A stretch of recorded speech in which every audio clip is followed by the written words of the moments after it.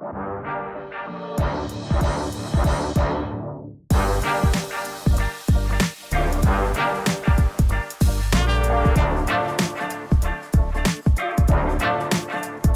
everybody, welcome back to another episode of Comics Rot Your Brain, the show where screenwriters talk about the comic books that we love, mostly from the 1980s. I'm one of your hosts, I'm Steven Bagatourian. And I'm your other host, Chris Derrick. And Chris, today we are here to talk about one of the coolest comic books of all time, Doc Stearn A.K.A. Mr. Monster, created by Michael T. Gilbert. Now, the story of this character, this monster hunter, is quite a unique tale. So let me give the folks some background here. Mr. Monster was based on an obscure Golden Age Canadian comic book character that only appeared a couple of times in the 1940s, created by a Canadian cartoonist named Fred Kelly. And the character had then basically disappeared after 1947. And about 40 years later, roughly, Michael T. Gilbert, an American cartoonist, decided to draw inspiration from that character and revive him after heavily sort of revising and tweaking the character into a horror humor hybrid that was kind of a sideways look at the horror genre with a sprinkling of superhero / kind of pulp adventure action. This revised Mr. Monster character first appeared in Pacific Comics Vanguard Illustrated, dated July 1984. Shortly after that, Pacific Comics went out of business, and Michael T. Gilbert took Mr. Monster over to our friends at Eclipse Comics that we seem to always be talking about here on CRYB. Eclipse published a number of issues of Mr. Monster, and it was quite successful over there, and the storylines at Eclipse drew plaudits and acclaim from all kinds of luminaries. Dave Stevens provided the cover for the second issue of Mr. Monster's Eclipse run. Dave Stevens, of course, of Rocketeer fame. And no less a scribe than Mr. Alan Moore contributed a story for one issue of Mr. Monster. So yeah, definitely there were some famous people, some powerful people who were fans of Mr. Monster and what Michael T. Gilbert was doing there. And after things sort of petered out at Eclipse, and Eclipse ultimately went out of business as well, Michael T. Gilbert took Mr. Monster to our friends at Dark Horse Comics, where a fellow named Mike Richardson was just starting up his own company, and Dark Horse had been established a couple of years prior there, and Mr. Monster was one of their first continuing solo series, and that's when I first encountered it as a kid. And ever since I first read my my very, very early Doc Stearn adventure when I was just a young munchkin, I will say that this has been one of my favorite characters ever since then. And yeah, man, this is just such a phenomenal comic. So I cannot wait for folks to hear about this discussion we had of Michael T. Gilbert's extraordinary Mr. Monster. Well, I like this book a lot too. When we read it for this episode, I was pleasantly surprised by it, and just like how this whole book came together. You know, it came out. It was it'd been 88, so it was such an early title in the Dark Horses. You know, it was an early title in their catalog. You know, I mean, because yeah, 100%. Yeah, like an 86 or something like that. And I think the only books they had that were like picking up traction at the time was like Concrete, Dark Horse Presents, and they doing those licensing things for Aliens and for Predator, which was something new at the time. Totally. I mean, we were just talking about that before we got on here. Like Dark Horse was pretty much, I think, one of the real trailblazers in regard to licensing Hollywood stories for an indie comics company. I mean, I thought it was a very fresh kind of new thing at the time when they started putting out those continuing adventures of Alien and Predator and all these other movies, because, you know, like you just said a second ago when we were talking earlier, the previous books that would come out in that vein were more like adaptations of films like Marvel's Blade Runner and Dune and all that kind of stuff. But Dark Horse had this incredible idea that they were going to start publishing the continuing adventures of these giant genre franchises. And that really gave the company some cash flow that the average independent comic company did not have. And Mike Richardson, the founder of Dark Horse, was quite the businessman. He had been a comic book shop owner in the Pacific Northwest earlier, and that was how he got into the comic book business. He had a kind of a chain of comic shops called Pegasus Books that he had founded back in 1980 in Portland, Oregon. And Dark Horse was born out of money and funds that he made as a comic book retailer. And Dark Horse ultimately became the fourth largest publishing company publishing comics in the United States, which is quite an achievement. And of course, they went on to publish Sin City, Hellboy, Buffy the Vampire Slayer, 300, various Star Wars books, et cetera, et cetera. But we're going way back to the early days, the genesis of Dark Horse, as you alluded to.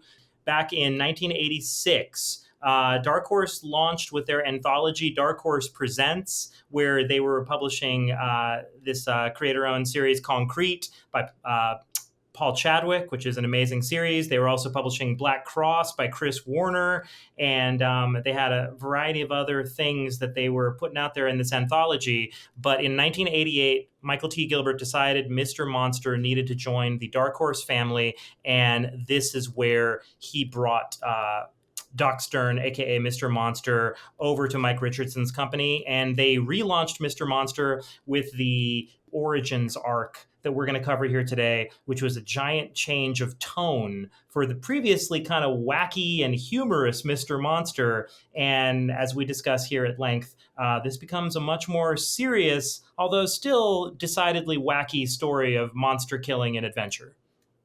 Right. So, I mean, like, I feel that he did something super unique, which we'll get into, but this is 1988. So let's talk about what was going on in 1988 in pop culture to match what's going on. So the top 5 films that year were Rain Man, Who Framed Roger Rabbit, Coming to America, Big, and Twins. And the top selling books from Marvel were Spider-Man 298, 299, and 300, which is the 3 issues that led up to the full appearance of Venom. It was McFarlane. McFarlane, yeah. And also this is the year that Wolverine got his first solo series, the ongoing solo series. It was also they published Hulk issue 340, which marked the first appearance of the gray Mr. Fix-It Hulk persona. And the top-selling books at DC that year were Batman: The Killing Joke, Batman 426, 427, and 428, which introduced Tim Drake as the new Robin. It was the introduction or the first publication of Hellblazer, which featured Detective John Constantine, and also V for Vendetta was collected from the British run and colored and first published by DC that year. And it was the year that Batman the Cult came out, written by Starlin and was illustrated by Bernie Wrightson. And the final book, which was one of your favorite books, Steve, was Grant Morrison's fucking Animal Man. Yes. Oh my God. Yeah. Animal Man, the incredible Animal Man run by Grant Morrison and Chaz Truog. Totally one of my favorite comics. We'll definitely have to cover that one day on the show. And let me also point out that I was quite taken with Batman the Cult when I was a kid as well. That story creeped the hell out of me. I thought it was so dark and disturbing as a Batman story. And I remember particularly unusual and unique coloring by the colorist Bill Ray, who's also quite a phenomenal artist in his own right, and he's something of a fine artist and a painter, and I follow him on Facebook these days. But his controversial coloring at the time divided people somewhat on Batman the Cult, but I kind of loved it, and I thought it made Bernie Wrightson's work look even more disturbing. Well, I love that book too. I think that was the first thing. I mean, this was in the wake of Dark Knight Returns, so I kind of thought that book was like a great kind of like another kind of prestige book that they put out. And I think it was the first time that I read something that was illustrated by Bernie Wrightson. I mean, look, and the Cult like could be a book that we that we cover on this show. But to let people know what books that we might cover on the show, if you go to our Patreon, which is patreon.com/Comics Rot Your Brain, you can submit questions if you become a member. Not questions. You can, there's questions you can submit too, but you can also suggest what books that we might cover. So again, that's patreon.com/Comics Rot Your Brain. There's a poll up right now about for a Q&A episode that we'll do at the end of this month. That's a And Patreon exclusive Q&A episode, and that's a new thing we're doing over here at CRYB Central. We're doing monthly Q&A episodes. We don't know how long they're going to be. They could be an hour, they could be 90 minutes, they could be 2 hours, depends on how good the questions are. But for our Patreons, our patronies, for our patrons over at Patreon, exclusively for y'all, you will get access to that monthly Q&A episode. So if you have burning questions you really want to ask us and our pithy responses in the YouTube comments are not enough for you, if you want us to talk at length about a topic, whatever topic you've got burning on your mind or your heart these days, go on over to our Patreon, and for a couple bucks a month, you can drop a question on there that we'll probably ramble about forever. And now let's get on with the show. Oh, but before we do, don't forget to hit like and comment and subscribe, and we will appreciate it very much just for the algorithm. And now let's get on with the show. But yeah, basically it's Michael T. Gilbert with Mr. Monster revived this character that was a monster hunter, a monster killer. And his name was Doc Stearn, Mr. Monster. And essentially, it's like an adventure hero, kind of in the pulp tradition. For those of you who've never been exposed to Mr. Monster, sort of a character in the tradition of like a Doc Savage kind of a character, like an early pulps sort of adventurer. And he's this guy who's this super smart, adventurous sort of fellow who is globetrotting, gallivanting around the world with a sworn mission to kill monsters. Kind of like a proto Hellboy in a way. Like it's sort of a similar concept, right? The only difference being that with Hellboy, and I guess as we'll get into in the story, maybe it's not as much of a difference as you might think at first blush. But with Hellboy, the monster killer himself is clearly a monster. And that's like the built-in irony of Hellboy in a sense. But with Mr. Monster, Doc Stearn, at the very least, appears to be a regular human and who is out there on this mission killing monsters. But as we're going to come to find out with this particular story that we're talking about today, the 8 issues published by Dark Horse that are the origin story arc, although Mr. Monster, Doc Stearn looks human, the story of his lineage is actually a little more complicated than just that. For sure. And it's the thing that made me sit up when I was reading these. Yes. Because I think you bring up the pulp stuff because it kind of reminds me of like the Phantom. Mm-hmm. Or, totally. Yes. Yes. It's like I like the Phantom. Or there's that one Marvel character from the 70s called like Bloodstone. He was like he's a monster hunter. He had that red like ruby in his chest with the blonde hair and like the shotgun. I never read any Bloodstone series. That's like Marvel Premiere and shit like that. That's always super hard to find.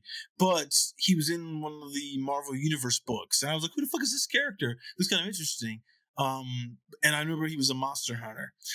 But this is so let's talk about this. Is like there's 8 issues in this Dark Horse thing. It's all called Origins. The first 3 is we talking about it. It's kind of divided in like 3 acts. So it's like it's 1, 2, 3 is the first act. 4, 5, and 6 is the second act, and the climax is 7 and 8 because 8 is like a double-sized issue. Yes. Probably should have been 9. So. But maybe Mike Richardson, I don't know why I'm not sure why it wasn't 9. But yeah, so the first issue and each story arc kind of has like a different narrative person telling the story. Because in the first few issues, it's like you meet Mr. Monster at this guy named Strongford Stearns, his mansion. And he's the present day Mr. Monster. Present day Mr. Monster. And he's got this young female assistant, like in her 20s or something like that. And her mother has come to visit her at like the Stearn mansion. Turns out her mother was the previous Mr. Monster's lover for a while. That's right. And then, she couldn't deal with him put himself in danger, and she steps away and falls in love with this cop who kind of like saves her when she gets caught up in a Mr. Monster fight. And then the guy Jim Stearn, who's that Mr. Monster from the 40s, he fights off this guy and he loses the girl. And then he's like, what do I do now? And then he disappears on a mission and comes back, and she's going to get married to this guy. What's her name? Like Gloria? And, yeah. Gloria's like, the older Mr. Monster, the father Mr. Monster, he's so devastated when the love of his life says she doesn't want to be with him that he ends up getting himself almost killed in a fight with a monster where his focus is not there, and he's kind of fucked up over being so lovelorn and lovesick. And this monster essentially kind of breaks his back, leaves him for dead. And then that Mr. Monster, this is going to be tricky keeping everyone straight. That's Jim Stearn. Right. He ends up in the hospital and then falls in love with his nurse, who's like this beautiful angel of a nurse. And her name was Gloria. Is that right? No. No. Oh, no, that's not the... Lily, I'm sorry. Gloria is that's right. Gloria is the one who broke Mr. Monster's heart. Lily is the nurse. Yeah, and it's funny because, like I said, so in the first 3 issues, Gloria is basically telling the story of how Mr. Monster, the Jim Stearn version of it, how it's still from her point of view. What was going on with her? She's talking to her daughter, who's now hanging out with Strongfort Stearn, who's the current Mr. Monster, and they're having this discussion about what caused her to leave the father and get with her current husband. And she's concerned that her daughter Kelly is gonna get caught up and get killed hanging out with Mr. Strongfort. I guess his name goes by the name Doc. He goes by Doc. Yeah, just to make things even more confusing. His name is Doc. Doc Stearn, A.K.A. Strongfort Stearn, is the present day Mr. Monster. Yeah, so the first 3 issues, like they pretty much tell that. They take you from we're meeting Kelly and Gloria, and Gloria's old. Then it flashes back in time to the 40s, and then it tells you like how Jim Stearn, like, he gave it up. You know, like he got convinced by Lily, his nurse, to give up being Mr. Monster because she threatens to leave him. Yeah, she threatens to leave him the same way that Gloria did, and he's like, I can't have that. I'm gonna put down the Mr. Mantle. Mr. Monster Mantle. Mr. Monster. It's a tongue twister. You know, and then Jim Stearn and Lily get married. And it's interesting because she says, I'll marry you, but you got to understand, I can't have children. So if that's going to be a deal breaker for you, then let's not do this. And he's like, no, I cannot have kids. I'm okay. Let's get married. I want. Yeah. And she says she's like, not just that she doesn't want to have kids or anything, but she's literally is infertile, and she's been told it's impossible. Yeah, like she's barren or something like that. They don't get into the details. So that's kind of the first 3 issues. Now, before we jump forward, sorry, I just want to emphasize. Like we were saying about him being in the tradition of pulp heroes, and you mentioned the Phantom, that made me want to just make it clear to everyone that Mr. Monster is very much in the tradition of being a quote-unquote legacy hero, a la the Phantom or Zorro. He's a hero where the mantle gets passed every generation to a new person. Yeah. Who dons the cowl, the mask, and the goggles of Mr. Monster. And so it goes back, it's a lineage that goes back apparently millennia. As we come to find out, there's been dozens and dozens of Mr. Monsters going back centuries. And so I just want to kind of lay that out as the context for also why it's such a big deal that Jim Stearn decides to step away from being Mr. Monster for the love of this woman. He decides he's going to walk away. And it's the first time this has ever happened in the history of the Mr. Monster hero. And what you find out is every Mr. Monster hands the mantle down to his child. And because Jim Stearn, he's marrying a woman who's like, I'm barren. It's basically like the Mr. Monster persona is dying with Jim Stearn.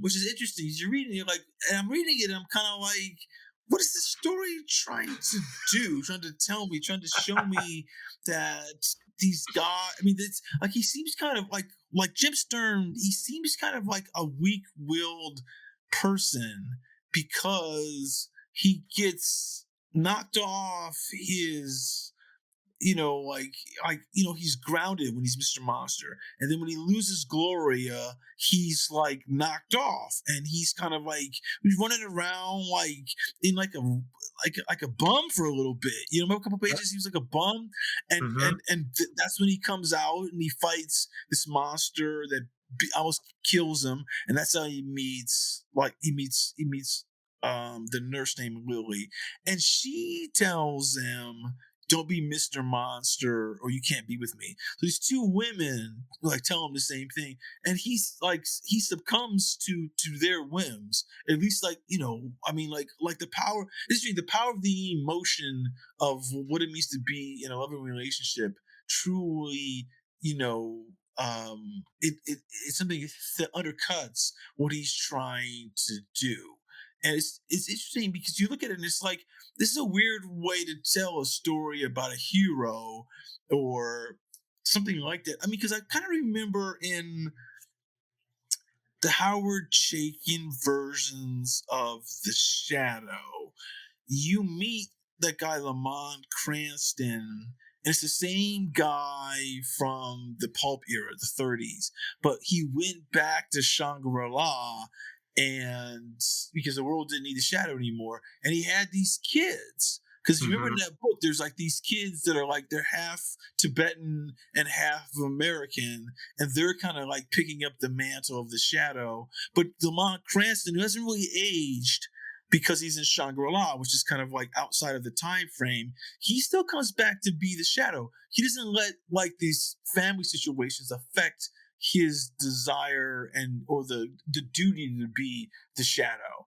And I think it's interesting that it's in this because there's a lot of heroes that we see, Superman, Batman, even Aquaman, with Mira and stuff. They're not so emotionally affected by their personal life. I thought that was interesting in this. I think, like Parker is with like when Gwen Stacy gets killed, and for those of you who just know Gwen Stacy from Spider-Gwen, way back in the 60s, there was a character, Gwen Stacy, who was in the Marvel like the Earth 616 storyline. I mean, like universe where she was his love and she got killed by Norman Osborn. She got dropped off like the Brooklyn Bridge, and Parker went to save her, but the web he shot at her like grabbed her and snapped her neck, and that's actually kind of like a pretty gruesome panel for a 60s comic for to kill a woman that way. And also it's like, oh, the villain won. The villain the villain killed her, and she like stayed dead until they brought this Spider-Gwen person in. But anyway, I'm just bringing that up for y'all who don't know how, and that affected Parker extremely because he was always with Mary Jane Watson. That was a shocking moment. The death of Gwen Stacy, that was pretty devastating for anyone reading. Because I kind of remember there was a comic, one of those like Peter Parker. Gwen Stacy's dad is a cop, and he becomes like a villain or something like that. One of these, like his name is the Sin Eater, maybe. I could have this wrong, but I feel like there was an issue where he was he wanted revenge because of his daughter being killed, and he became a vigilante, but he became a vigilante in like the vein of the Punisher. Killing people and shit. No, I remember Captain Stacy. I remember Captain Stacy being Gwen's father, who was a character in the comics. I'm trying to remember. There were a couple of different Sin Eaters, I think, in Spider-Man, if I'm not mistaken. And because I remember reading the Sin Eater storyline in the 80s that was connected. Who was that? With the Rose? I'm trying to remember. The Sin Eater. Yeah, I'm just looking at it on Wikipedia. Sin Eater has been several different characters appearing in American comics. And so they have one alter ego is Stanley Carter. And I think that's the Sin Eater that I remember. I remember his name being Stan. I don't remember if he was connected to Captain Stacy or if Captain Stacy was him at some point. Yeah, I'm not sure because my memory of Sin Eater I is a mean, little bit vague. I remember it being a shocking character though. it was like, I mean, and to me, I might be wrong, but I remember there was a point where Gwen Stacy's dad was like, he's a cop, but and the death of his daughter was still affecting him. Right. And this was maybe 15 years later, in like, not in comic time, but in like actual time. I thought it was interesting. So I think Mm-hmm. it's a weird kind of storytelling conceit to tell your hero that he's so affected by his personal life. But in Mm-hmm. reality, that's probably more true than anything. You know, that you, if the love of your life like did get snatched away because you were too busy doing your job, and then you come back and you meet another woman who kind of sees you for you, and she puts the same ultimatum down. Mm-hmm. What do you do? And so like that's kind of like the first three issues, and I was a little torn about what was happening because the Mm-hmm. art in this is really cool. The art has it feels kind of like anime to a degree. Like it kind of feels like Fist of the North Star, you know, in like That's the funny. design. That's funny you say that. That's funny. It's so funny you say that, Chris, because I'd never had that thought before reading Mr. Monster at the time, but I did have that thought going back and reading it this time, particularly when he introduces young Strongfort as a kid, and he really does Yes. seem like a really chubby sort of like manga character, like thrown into the midst of this somewhat kind of Western superhero-ish looking style. Like it's a really unique style Michael T. Gilbert has, because to me, I've always thought of it as being very much in the mold of like Will Eisner in a certain way, Yes.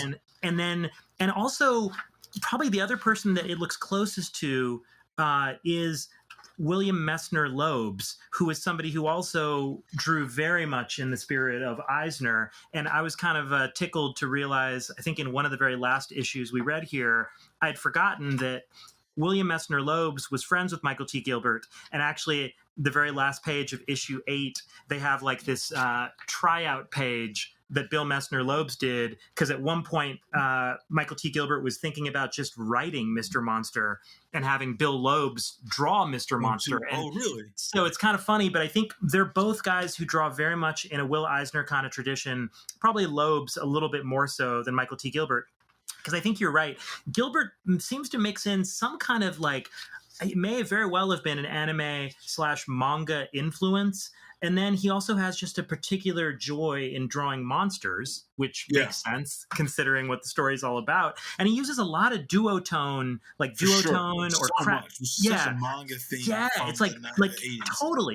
It's like duotone or craft tint, or like just all the gray tones that are being used here are done very lovingly, and it's very like, in a sense, a lot of the art looks very labor intensive, but yet it's also got this really raw kind of gestural quality to it. And the anatomy is frankly like kind of wonky in a lot of places, but it doesn't even matter because just it looks incredibly charming. To me, it's like a very charming art style that clearly has a whole lot of love that's being put into it. And this to me feels like the very definition of a creator-owned comic, where you can tell the creator is not holding back. And there's some pages and some spreads here where I'm just like, damn, like fucking Michael T. Gilbert really went to town on some of these big spreads. And you can just see, you can feel the love in the artwork and in the line work here. He really cares, and it's a beautiful thing, honestly. It's a really beautiful book. You said about like the use of the duotone. There's so much, because it's a black and white book, so there's so much that he's doing to give us texture, to give us volume, outside of just like the figure like line design.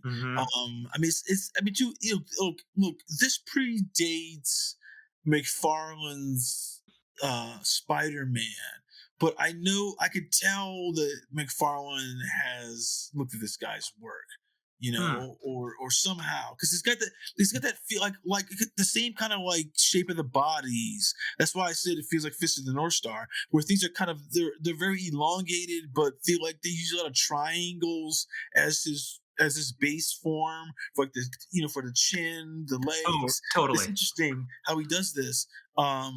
It's really crazy because if you look at the cover for the first issue, like he painted this cover, and it's a very traditional. It feels like some almost like a Steve Rude type of thing, you know. But the inside's not like that at all. I think the cover.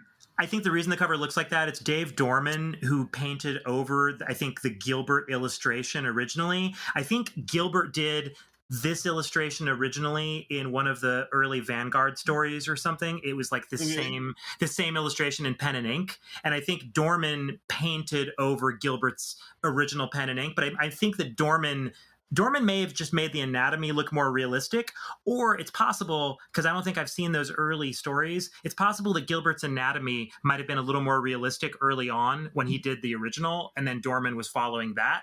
I'm not sure, but Dave Dorman is more of like a traditional kind of a representational artist, kind of like more of in an Alex Rossi kind of vein. Well, it's possible. I don't know.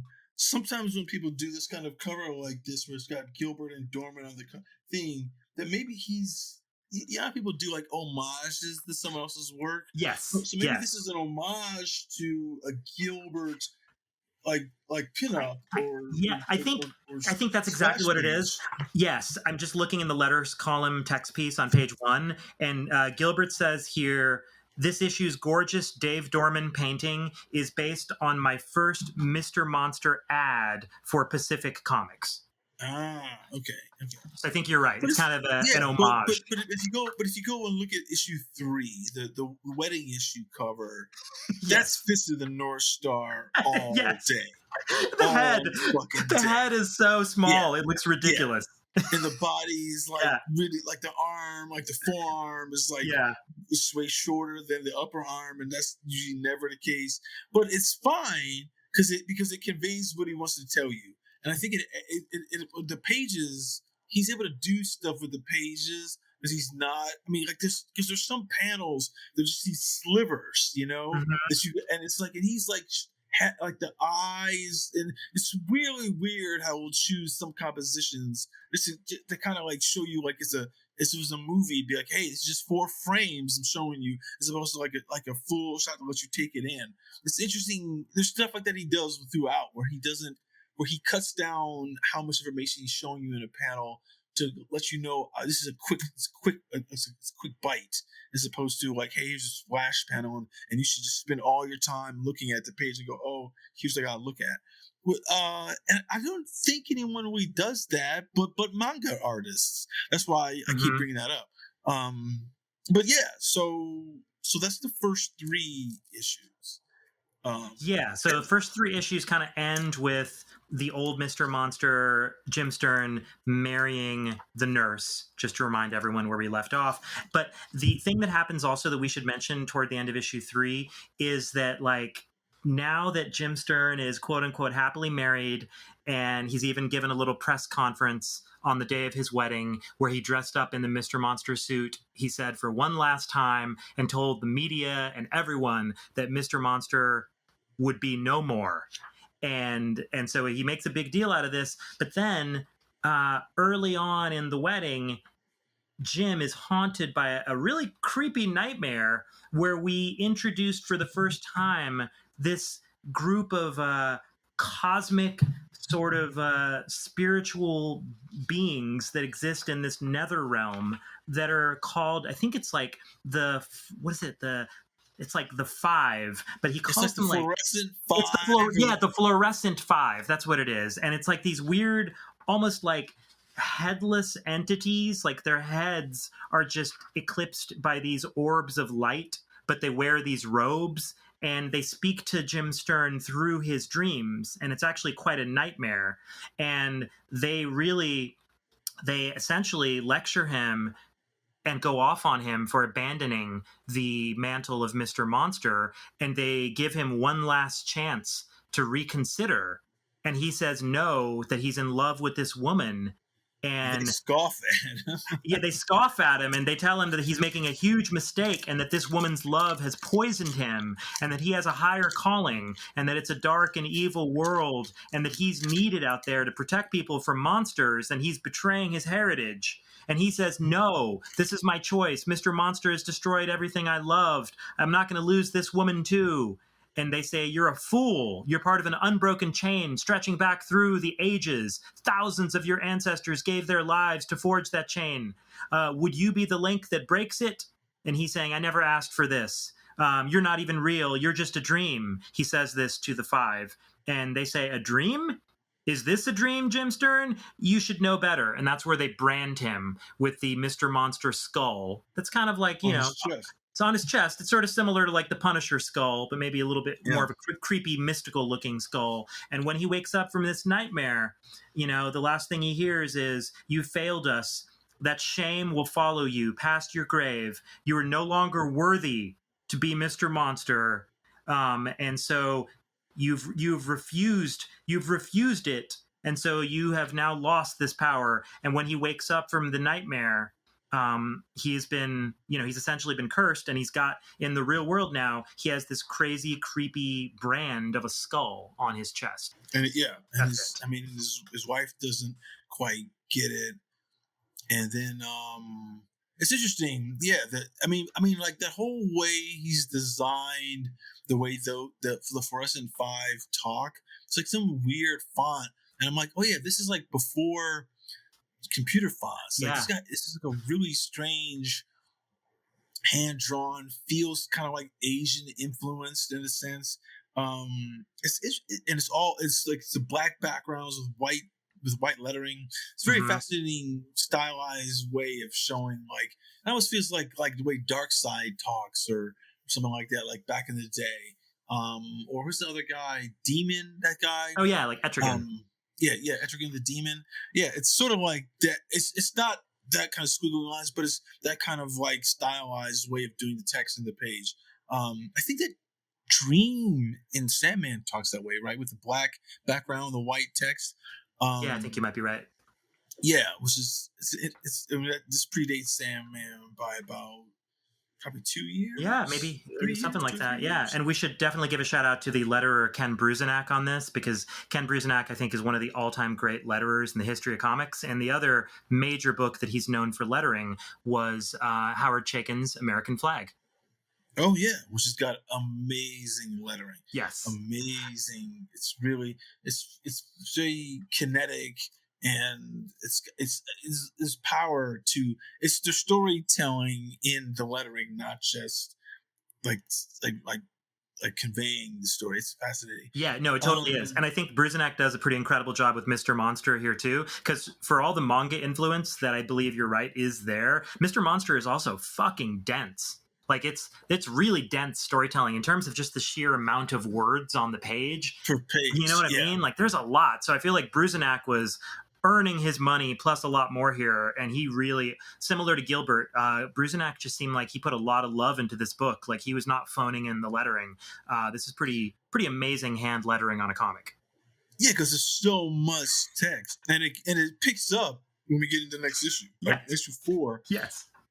So, like I was saying before, so issues 4, 5, and 6 is the middle act of this, and it's kind of like, here's the repercussions of Jim Stern giving up the Mr. Monster mantle, and now we switch narrators. We're no longer with Kelly and Gloria when she's older, and that guy Joe, who's the cop that Gloria married, and we switch to this guy whose name I didn't pick out until the end. This guy's name is Mose, and he's this demon who's kind of sitting around in this house in the swamps, and he's all kind of like bedraggled, and he's missing half his face, and he's living in like this hovel and shit. And his like grandson or his nephew comes to see him. Yeah, who's kind of portrayed as like a punk. Yeah, a little punk rock, spiky hair, and like a totally. Punk rocker, like a denim vest on, or a leather vest. I think he's got like a skateboard, or mohawk. Some yeah, mohawk. He's really looking like He's looking like who's the guy who just died? He was go game over, man, from Aliens. Bill Paxton. Oh. Like he's just like Bill Paxton in the first Terminator movie when he gets killed by Arnold. When Arnold was like, "Your clothes, give them to me," and he's the first guy that he introduced, and he like kills him, which is I think one of Jim Paxton's like early roles. And so this guy Mose, this old guy who's getting yelled at by his nephew, who's like treating him like shit. He starts telling the story. He's just telling him about, I'm sure your mom didn't tell you I played a prank on Mr. Monster, a joke. And then he starts relating a story about Mr. Monster. And you go, as then we jump back in to meet Jim Stearn again with Lily, and it's like a year into their marriage. And he comes home and like tells her, "I got news for you. You're pregnant." And she's like, "You're fucking with me. You can't fuck with me like this. What are you talking about?" He's like, "No, talk to the doctors and you're pregnant. You're gonna be pregnant." And she doesn't believe him. And there's this small little intercut where like this demon is about to kill this little girl on the street. So it's a total non sequitur like page. Yeah. And right before this demon kills this little girl, this other demon comes up behind him and says, "Don't do that. Don't show yourself. I'll get you some blood at this funeral home that we're down the street." And the scene made no sense for the rest of the issue. Right. And it's all the rest of this issue starts going into about like their marriage and what happens when she starts getting pregnant, and there's these weird accidents that are starting to happen around her that Jim Stearn happens to always protect. It's almost like the baby's cursed. And all the pregnancy. And she seems like she herself at one point literally tries to throw herself down the stairs while she's pregnant. And it seems clear in that moment that she's trying to kill the baby inside of her, but just at the very moment she's throwing herself down the stairs, Jim happens to get home early from work and he's right there to catch her. And so it's like some really weird, fateful stuff happening where she, for whatever reason, doesn't want to have this kid. And but Jim is there, and he obviously is very excited to be having a son. And so there's that little tension. It's interesting because while this is happening, it's being told by this demon Mose, you get some story of Kelly and Gloria when she's older. She's talking about Doc Stearn, Jim's son, and Jim is there talking with Gloria's husband. The guy who was the cop. I think he was like Joe Friday. Yeah. And Doc keeps saying, "Well, my mom died in childbirth, and my dad died when I was 6, and he abandoned me, but there's some it's incongruent from what Gloria knows." Yeah, and from what we're seeing, and what we're seeing, yes, because the issue 4, they go through, they have the pregnancy, they have the birth, and she's not dead when the birth comes. The baby's like born like 3-4 months early, so it's premature birth, but it's actually it's come to full term. So now you realize there's something spooky, supernatural about the birth. And this is where I told you, this is when I sat up, because I was like, okay, what's going on here? Because you told me she's dead. She's not dead. She's still alive. And the final panel of issue 4 it's crazy. It's kind of like during a pregnancy, like the lights go out in the hospital, and when they have to, and there's no emergency power, and they got to get like candles to do the final bit of delivery. Yeah. But they turn on the candle, and the baby's already out, and it's fully formed. And when the candle lights are on, or maybe the power generator kicks back in, you see the doctor is holding the baby by his feet, or his foot hanging upside down. They're shipped out because the umbilical cord's already been cut. But what Gilbert does, which is kind of fascinating, is the baby's in silhouette. Yeah. So you don't see any features or anything like that, but the mom is still alive and she's screaming. She's screaming and that's like the last. Yeah, and she's screaming like she's seen a monster instead of her instead of her beautiful baby boy. Yeah, and in my head I'm like, well, you did that, and you did it in silhouette, and I'm thinking, is this like Rosemary's Baby, where that's like the devil that you gave birth to? Mm-hmm. But there's no sign from the outline of the child. It's just a silhouette that there's anything wrong with the child. Yeah, that's true. It is really interesting, and the child was born 3 months premature.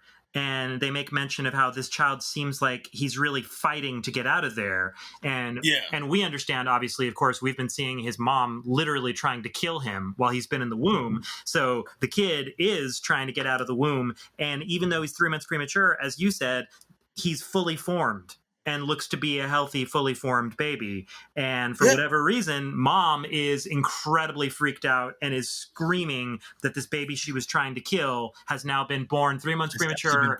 And the kid is here and the kid's fine. And she is horrified. And, and then the last caption is, ever since that cursed day, nothing's ever been the same. And so that's how we leave issue number 4. It's issue 4. Yeah. And then issue 5. What is that? The end of 4? Was it Mose and it goes into that black frame where he's like telling the story about the joke because the kid is like, I thought you were telling me it's a joke that you put on Mr. Monster. It was a joke you put on Mr. Monster.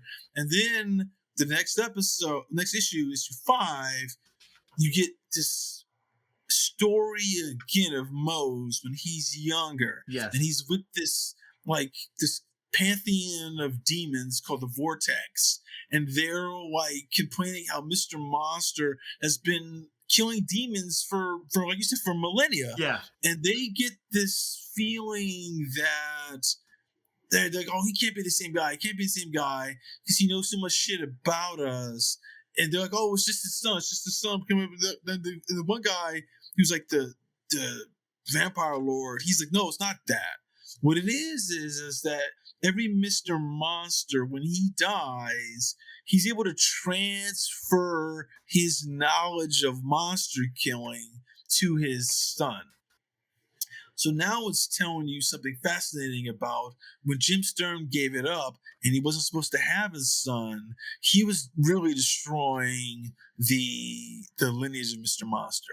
And then you find out that Mose, when he was younger, he orchestrated this. You find out that Lily, Jim Stern's wife, is a vampire. She's a daywalker, and that she had been planted into Jim Stern's life as like a sleeper agent. And I was like, oh, now this really took a different turn. Yeah, that was shocking. And that was genuinely shocking. That was totally a twist I did not see coming. I did not see that at all. Because at a certain point, I said to myself, why is this old guy telling this story? Why are we even in this guy's point of view? Yeah. And like this kid who's fucking with him, like, what is this? What is this point of view? Like, I don't get it. I want to know more about what happened. I was like, tell me about the kid. Tell me about the kid that was born. And then you go, oh, you were telling me about the kid. That's the joke. That's the joke that you played and then backfired as a demon. You didn't want the they basically find out that they figured out that Mr. Monster, if he gives up being Mr. Monster and has no kid, there'll be no more Mr. Monster in the future. It might take 30 years, 40 years, 50 years for him to die out, and then it's kaput. It's the end of the line. And the demons are willing to wait for that. So when the mom named Lily gets pregnant and she's a monster. Yes. She's like, what the fuck? Like I'm fucking up the plan. I'm supposed to end all this, and now we have a child. Well, and it's supposed to be impossible for a monster to become pregnant with a human's baby, and so this apparently is unprecedented. This has never happened before, and so everyone is kind of stunned because it's like some fucking immaculate conception type religious shit almost for the monsters. Like, how is this vampire now going to be having a human child? We didn't expect this. This wasn't part of the plan. So this is like a huge mess for the monster community. Now, curious, I want to ask you, Chris, because there's a couple things logic-wise that like occurred to me while I was reading this, and I didn't want to think about them too much because, logic gets in the way of like a good story a lot of times in comics. But I was curious, like, I didn't understand, and maybe this was explained somewhere else, but couldn't the monsters have just killed Jim Stearn to ensure that he never had a kid? Like, once he's given up being Mr. Monster, couldn't they have just kind of like sneak attacked him and killed him and then not had to worry about any of this? Well, okay, that's true. But what, I mean, and they actually could have killed him when he got his back broke, which Yes. allowed him to be in to meet Lily. Yeah. They're saying that these cops saved him at the last moment and shot at the monster. So, Yeah. so there was something strange there. But I think what it is and this is it's where it's not a logic problem. It's a hubris problem of Mose. Mhm. Mose is so invested in his plan of how I can trick Mr. Monster and fuck him over that he doesn't take the easy way out. He's Yeah, like, it you know seems what, like a I'll lot do of this. trouble. Seems like a lot of trouble to go to. You just broke the guy's back. Like, Right, yeah. yeah, why not just finish him off instead of inserting this sleeper cell nurse into his life to kind of secretly trick him, break his heart? Because the thing is, if you think about it, because they're saying this in, I think, issue 7 or maybe issue 6, they say that they, like, the nurse, like, they got to put her through nurse school, and they do all this training. It's a lot of work the monsters went through. Yeah. Well, no, but the thing is, all that's happening before Mr. Monster gets his back broken. Okay, yeah. You All know, right, that's fair. So they put this plan in motion, and he got hurt more than what they suspected or anticipated or whatever it was, and they were like, "Oh, well, we still go through our plan or whatever it is." It's I mean, you've seen that. It's these things that, like, people have done this in war. Mhm. They do something, they plan something so hard, and they're like, "We're going through it anyway." It doesn't matter, even if there's an easier path. Yeah. We have, and people make those mistakes all the time. Yeah. Not that people make all the time, but they're strategic blunders that look in hindsight like, what the fuck? But people, I mean, there's examples of this, like in World War II, like the Germans did this, the Russians did this, and the Japanese did this. They, like, wouldn't give up something because they it's like that sunk cost. Right. The sunk cost. Sunk cost is so much that you can't just, like, I can't discard that. Okay, well, that's fair. I think that's a very credible response. I will accept that as an explanation for the monsters. It's something that, to me, I was reading it too, and I was like, why didn't they kill him? But what's fascinating is, well, here's the thing. Once he's back to normal, you know, like he's healed before he has the child, he's still in the Mr. Monster fighting shape. Mm-hmm. But what's fascinating is that between issues 4 and 5, you pick up and the kid is like 6, right? Mm-hmm. He's been around for a while. And his mom's not letting him go out and see movies. He's being trained to be a sissy with all his, like, as his dad says he's worried about. His dad's worried his kid's being turned into a sissy, quote unquote. Sissy. But what's crazy is that now Jim Stearn is fat. Like, he's like fucking like 100 pounds overweight. It looks like he's out of control, and he's like, and it's like, that's the plan that the demon wife has. Is you know what? He will never be Mr. Monster again. Right. He'll be some fat overweight guy, and that's actually more. I think that in their eyes, that's more traumatic for him to know that he let himself go so hard, and when they want to kill the child, they know he can't because he's too fat to really do anything. Like, and he's impotent to save his legacy. Well, I think that's part of what happens. That is really, it's a wacky plan, and I think there's no point in probably picking on the logic of it too hard, because obviously with so much of the genre storytelling in comic books that we love, if you really kind of scratch too deeply on the surface of it, the logic doesn't make sense on a lot of things. If you if you start questioning how Captain America is on a team with Thor, and Thor is a fucking god, and Captain America is a guy who can throw a shield and maybe has a little super soldier serum, like, a lot of stuff in comics doesn't really quite make sense. Or fucking Hawkeye shouldn't be on a team with a god. He fucking it's like, so it's exactly, like, that's just kind of silly. So I don't mean to get too deep into the weeds of the logic, but having said that, there's one other logic thing that stuck out to me. When those cops save Mr. Monster from the monster who just broke his back, they just shoot the monster with a gun. and that's it. Yeah. They kill him. And in that moment, I was just like, wait, why do we even need Mr. Monster?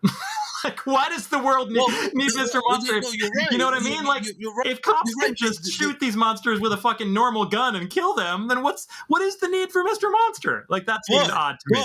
But I think there's a part where Moses saying he orchestrated that. Those police are like, you know what? You're right. They're minions. That's right. So I feel like those are other demons killing this demon. Okay, that's fair. You know what? That's a good point. Like bullets. Yes. But to me, I read that like, oh, those are supernatural. Okay, you're right. That. Yeah, you're right. If you did all that, it's really like it's like some force shit. Like it's what some I'd forgotten. Mose does say that again. This goes back to how dense the storytelling is. It requires like a lot of interesting reading. Yes. Again, like I said, like there's enough story in this for this not to be 8 issues. This could be 24 issues. Really. It could be a lot. It's incredibly dense. And I mean, it really also brings to mind, like with so many of the comics that we're talking about on our show here, comics used to be so much denser just as a matter of course. And it's like, not only does the story take you like 20 minutes or 20 minutes plus to read an issue, but then you've got multiple pages of letter columns in all these issues, like 3 pages, 4 pages of letter column, and then sometimes another page or 2 of just text pieces from Michael T. Gilbert. So you've got easily a half hour plus of entertainment in every single issue of Mr. Monster.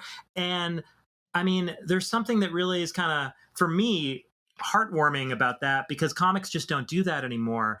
And I feel like, it's the same medium, obviously, with comic books that we have today, but the delivery system is so incredibly different. And like the emotional impact and just the time that is taken on stories, it's so incredibly different that like it's hard for me to compare a modern comic today that takes like 9 minutes to read, and there's no text page, no letters page, and the lettering's done with a font by a computer, and the story's over that quickly, and there's really not that much happening, to an issue of Mr. Monster where I'm just like, God damn it, this is such an incredibly more immersive experience than the average comic you'd pick up today, that like, I do often feel like if I was a kid growing up today, reading today's comic books that are coming out from mainstream and most indie publishers, I don't think I would fall in love with the medium today anywhere near the way that I did back in the 80s. And, this is, again, part of the whole premise of our show. And it's like we're old men fucking screaming, get off my lawn.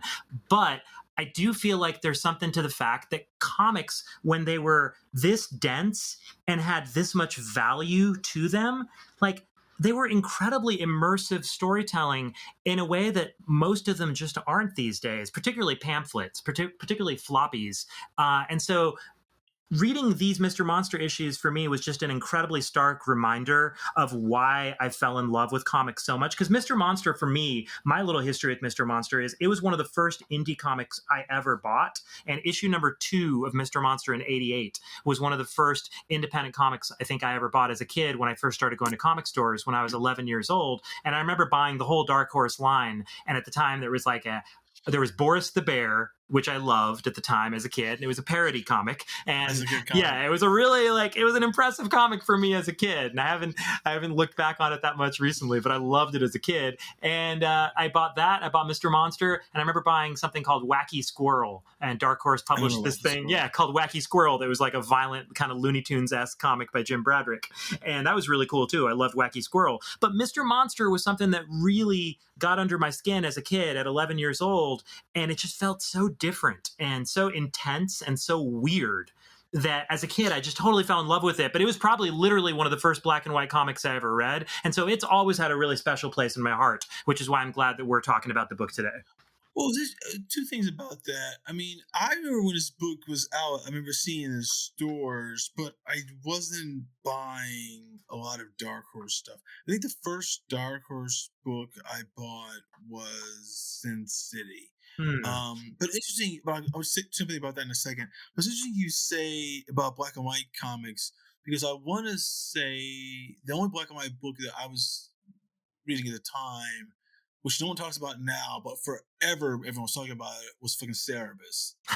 Yeah, that's right. You can't talk about Cerebus these days because Dave Sim lost his fucking mind and has become a really difficult person, I think, to defend publicly because a lot of the crazy shit that he's said. But you're right. Cerebus as an artistic achievement is, very worth discussing, and it's like an incredibly impressive achievement just in terms of sheer volume, but also the quality of what Cerebus was artistically and aesthetically was very high, even though the story, I think, got progressively more and more insane. And I think I read the first 3 phone books maybe of Cerebus, but I never really got into the second half of the story. And I just remember reading about how wackadoozy things had gotten and why a lot of people really fell off of Cerebus ultimately. But you're right, it's funny that you bring it up because it's something you really don't hear people talk about nearly as much these days. No one talks about it now. And I remember the 80s, like everybody talked about that book. And I think maybe the late 70s when it came out. But it's like, I can see why the guy Sim went crazy is because that's all he did for like 20 years. 30 years. I think it was like a 27-year project or something, 300 issues. Like that, I mean, like that would drive you insane. I think it literally kind of did. There's no one who's done work like that. But that was the book that I was reading, a black and white book at the time. I remember getting Boris the Bear around this time is when like the magazine size of Teenage Mutant Ninja Turtles came out. I remember getting that. There's a whole kind of run of black and white comics around this time, like Fish Police, which I never got. Oh yeah, I remember that. Fucking Steve Mongoose. Yes. Yeah. I think. Wasn't like GROO the Wanderer in black and white? No, GROO was never black and white. It was color from the beginning, but it was one of the first independent comics. It was like, I think Pacific Comics put it out as one of their inaugural books. And I think it was like literally, I think it was one of the first maybe color American indie comics, or certainly early days in the early 80s. Yeah. GROO is amazing. I love GROO. And this is around the time when the mangas were first coming, but I never looked at mangas as being comics because they were not that they weren't, but they're not like American comics. They weren't like in the floppies. Like you get them in like those oversized, they're larger issues. I mean, obviously, like Wolf and Cub was like 64. They were like prestige. They were like prestige format. They were like Dark Knight. Yeah, they were like Dark Knight format, square bound, but black and white, obviously. Mm-hmm. Yeah. That and AKIRA was not black and white for a while. It was black and white in Japan, but when it came over here, it was in color. It had been colored by, I want to say not Chris Iliopoulos. I can't remember who did the coloring that.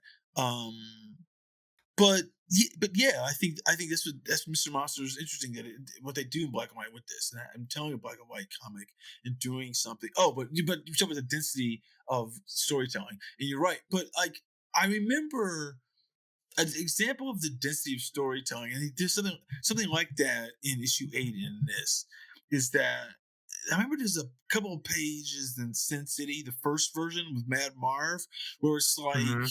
The page would be all black and Mad Marv is walking in like the lower corner and it's raining and there's like just a full column of text of like his internal monologue going, and it was like, and that density of the storytelling was something kind of, I guess Mill experimented it a lot within Ronin and he did it in Dark Knight, but to see it in a book like Sin City, which is a Dark Horse thing, reminded me of the level of like how much storytelling people would have back in the 80s. There's a book like that recently. Is it Kill or Be Killed? Remember Kill or Be Killed? Oh, is that Brubaker? Yeah. Yeah, like he did that too. He had a long eternal monologue rolling out. Like some pages would be like half text, which no one does anymore. No one, like you're saying, it's like 9 minutes you out through something. Who are the people who are the worst finishes of that? Like fucking Warren Ellis was one of those terrible finishes of all that. Oh yeah, he's really on that level. Yeah, Warren Ellis's stories did not take very long to read quite often, and did not seem like he was putting very much thought or time into many comics that he wrote. No, because when he was doing Transmetropolitan, he was putting a lot of time into it. You could tell he was putting a lot of time to it. But I guess he would talk about him and Fraction. They would talk about like how to tell more compressed storytelling. I really think they're expanding a smaller story, expanding to fit within the 22 page. Because was that book that Warren Ellis had, like the Fell Angels book? Freak Angels. Freak Angels. It was 4 panels a page, every page. It was like an online comic. Yeah. With Paul Duffield, I think. Like this is an example of like him, like he's burning through story really fast. That if you do use different kind of page layouts, you can probably tell a lot of that. It's I don't know, in half the time. Mm-hmm. I don't know, but I think you're right about would you fall in love with the medium. I don't know, because like you said, the 80s. I mean, like I remember reading like AKIRA.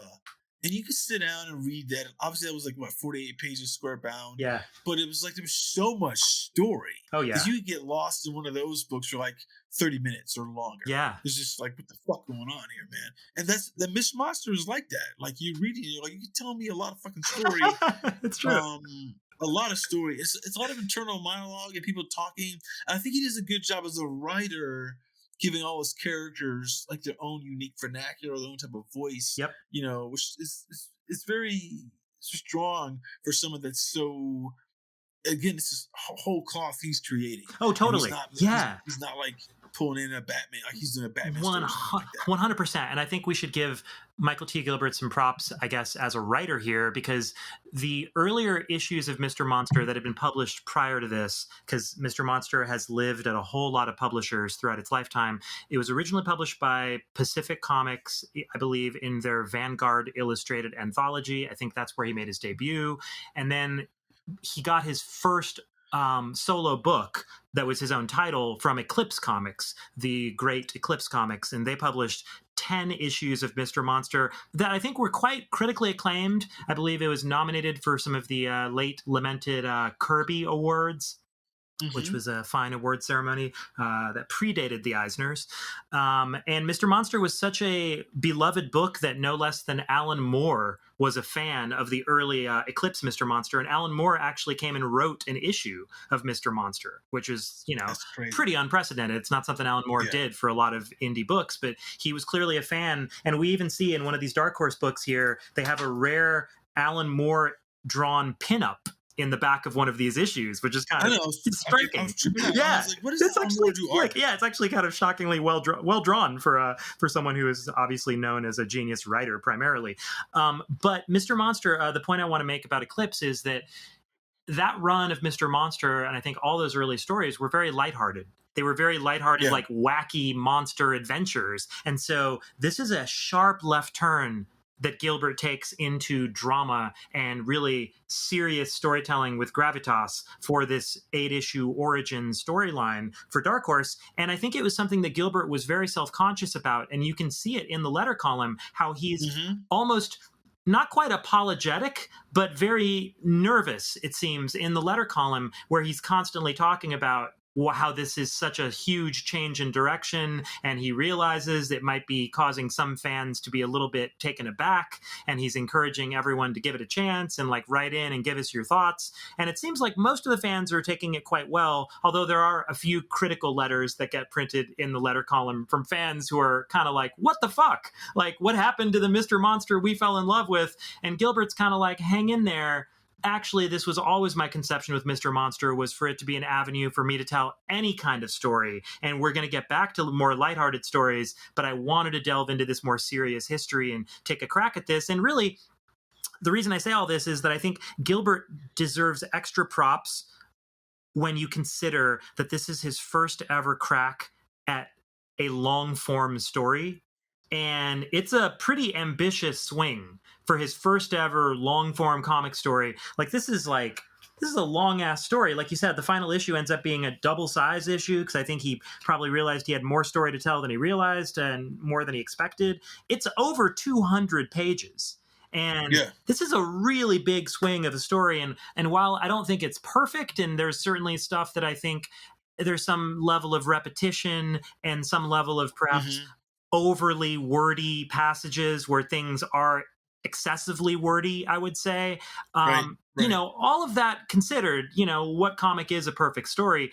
This is ultimately, I would say, an incredibly successful, like really wild story with so many different narrative threads. And as you said, all these different narrators. It's ultimately narrated by, I think, like at least 3 different sets of narrators, because part of the narration is Kelly talking to her mom. Part of the narration is Strongfort Stearn, the modern day Mr. Monster, talking to the guy who ultimately married, what's her name?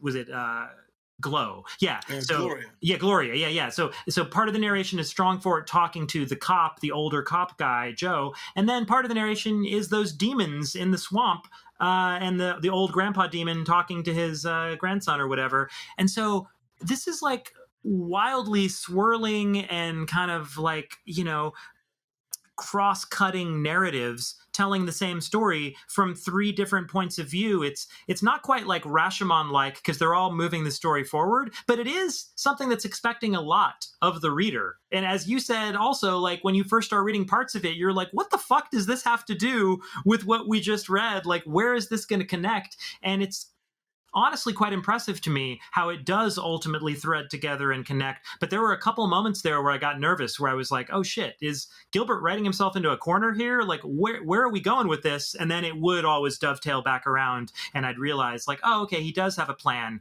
It's just kind of a sprawling, sort of an unwieldy plan, but I think ultimately it works. And to me, I did find it all very impressive, and I was glad that it held up as well as it did, frankly.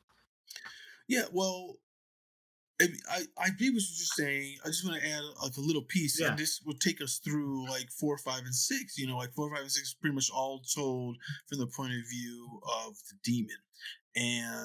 But then when it ends with the kid, Strongfort, who's now the adult in this, when he's like 6, and you see that his mom is still alive. And you're still flashing back to the current day where he's struggling with telling everyone, no, my mom died in childbirth. And we're like, what is going on here? Like there's like he's not remembering something right. And it's interesting, and we kind of roll out with the final issue in the second story arc in issue 6, where he gets that his mom wants to kill him.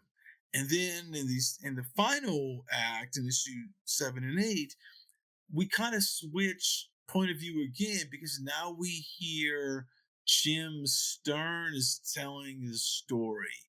You know, like he's like trapped in this ice thing, and he's telling the story about now that his wife has revealed that she's a vampire and she's gonna kill their son, and he's nothing he can do about it.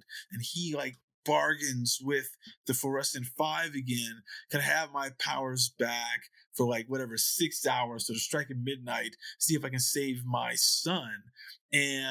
And it's told where you see him, these pages are all black, and he's like in some frozen state, and he's just talking to us, telling us something is happening about what he's about to do, like if he can save his son.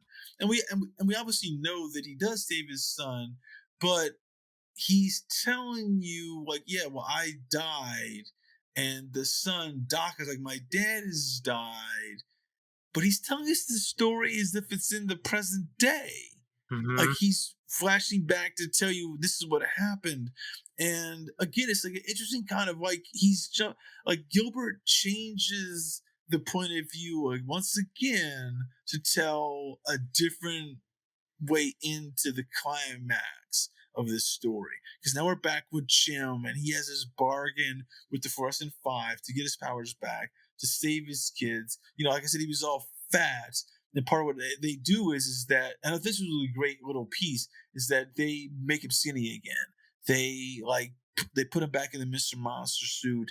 He's got all he's the powers and the money of knowledge is like coursing through him. But you get the sense, and it kind of plays out, that if he doesn't get there by the stroke of midnight, he can be fat again. And it's interesting kind of ticking clock they're putting back on him. Well, yeah, and just to set the stage for that too, the mom is she's so committed to killing her son that she's taking her son to this to the Mr. Monster mansion, basically, which has been abandoned ever since Jim gave up the mantle. But the mansion is now filled with these other vampires, and she's taking her son there to be executed, basically. Yeah. And it's pretty dark shit. I mean, it's really quite dark because the kid's this cute little cherub, this cute little rambunctious sort of, pugnacious little cherub of a kid. But, mom's like, you got to die. You got to die because I see you got that Mr. Monster spirit in you.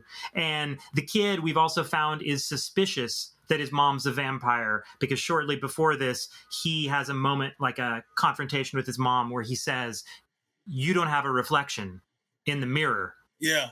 And she's like, "Sure I do. What are you talking about?" Yeah. And he's like, "No." Yeah. Now the audience is ahead of that and knows that with the kid. But that reminds me, there's that one page back in issue 3 when the mom named Lily, she finds out she's pregnant and she's in the kitchen after the guy's gone to get some rats. She grabs that rat and she bites the rat's head off. That was fucking intense. And again, that's the end of issue 3. That's where I'm reading it and I sit up like, what's happening? That's issue 4. Like, whoa, y'all really taking this to another? Because I couldn't understand what was happening because at that point we don't know that she's like the vampire, and I'm saying to myself, what's going on? Is she possessed? I mean, I'm thinking she's possessed. Yes, but it's not the case. It's a good thing where he tells you something and doesn't explain it till later, and now you see when she's trying to kill the kid, and it's like, and all her like uncles and relatives are all demons coming to show up to kill this kid. The thing that's about to intimidate the kid is strong for it as a child. He's like a 7-year-old or some 6-year-old. It's just one thing that my brother Alex always says about kids in movies. Mm-hmm. People like kids in movies if they do cool shit. They don't like it when kids are burdened. Yeah, but that's everyone loves the Goonies, right? Because the kids do cool shit and they beat up the fucking adults. Yeah, and there's a lot of movies like that where, not a lot, but when kids get to do stuff like that, when they're like they're able to operate like not as helpless burdens. That's when you enjoy seeing kids in narratives that are adult narratives. It's an interesting thing that my brother is he says the same thing with animals too. Like, you love when animals are not just there as like a thing. They like they got some narrative. They have some agency in the narrative. And this kid, Strongford is a kid. Like, he does some smart ass shit. Like, he gets those pins, those pencils. Yes. He uses as because the vampires is like stakes, and he's written the note to his dad before he's gonna leave. And he's got like he grabs garlic powder.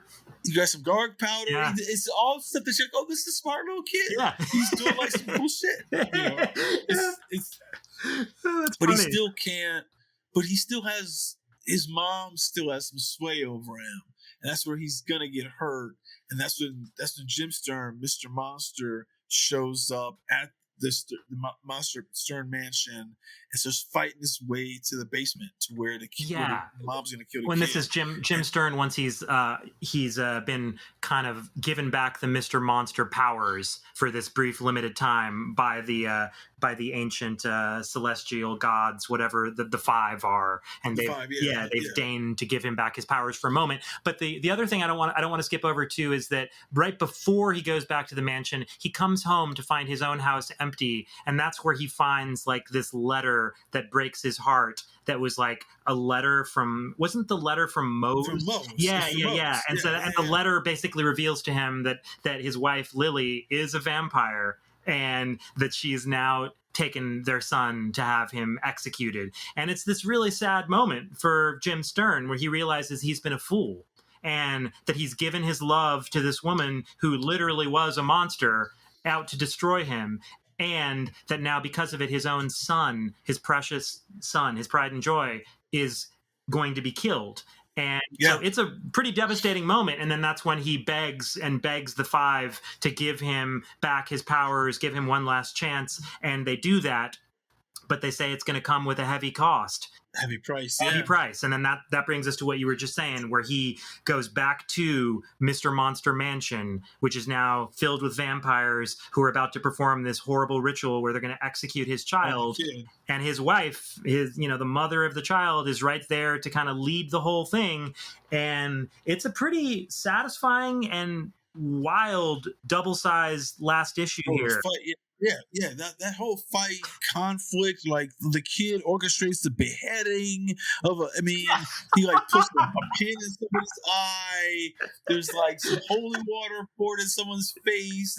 It's pretty brutal. Yes, for having a kid around. Hello, it is Mr. Monster. It's just like it's pretty brutal fight. The kid Monster, Jim Stearn, like he's like cutting through demons like it's hundreds of them. It's like some old fucking like some Peter Jackson Lord of the Rings type of battle where he's like fighting so many people. When he gets through, he's like, now I can save my kid, but the wife is there and she like shoots him in the back with like a crossbow bolt and she's gonna shoot the kid. I mean, it's pretty wild. It's really, like you said, it's very satisfying for as much as it's overly talking through the big chunks of it. This final double-sized issue has a lot of really strong like battle pages. It does. You read them. It does. You read them really. I mean, like the actual sequential art of like, am I reading panel to panel, cross panels is very clear, and it's very sharp and it's brutal. And it's just, he's working at full cylinders to tell you this climax of the story. He spent. I think it's interesting you said it was 200 pages because it's funny because it's like the issues don't reset the numbering. Yeah. At the bottom of the page, it just keeps telling you now we're at 23.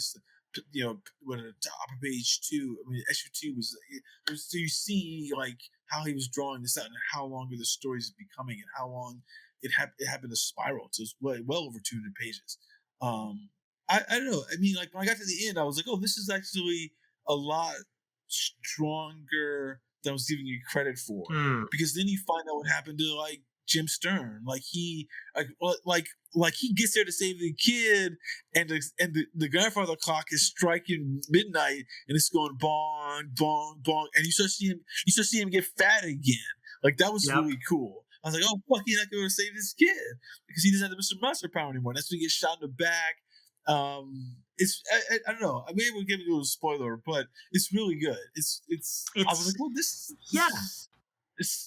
it's emotionally powerful. Is what it is. Emotionally powerful. I'm glad you said that because that's exactly what I was going to say. Is that all the stuff you said earlier? I totally agree with. That the fight is incredibly well choreographed. It's epic. It's satisfying, but it also is deeply emotional, and it gets really just heartbreaking and satisfying in a lot of ways, where it did end so strongly that I also was really happy at how incredibly well the ending kind of hung together and how many things were paid off. And I'll admit there was even a moment at the end where I got a little choked up reading it because it is shockingly powerful on an emotional level as a father-son story for this utterly preposterous story of monster hunting and the legacy of this monster hunting clan.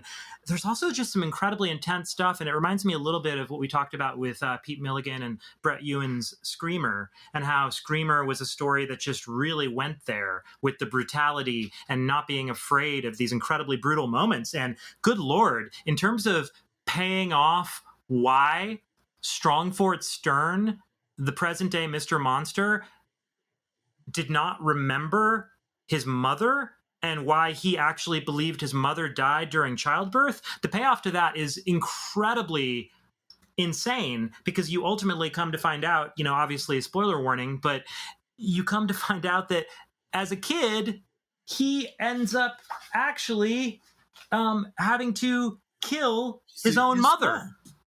And he kills his mother after his mother has just killed his father in front of him. And you see that the first monster that Strongfort Stearn present day Mr. Monster, the first monster he ever kills is his mother.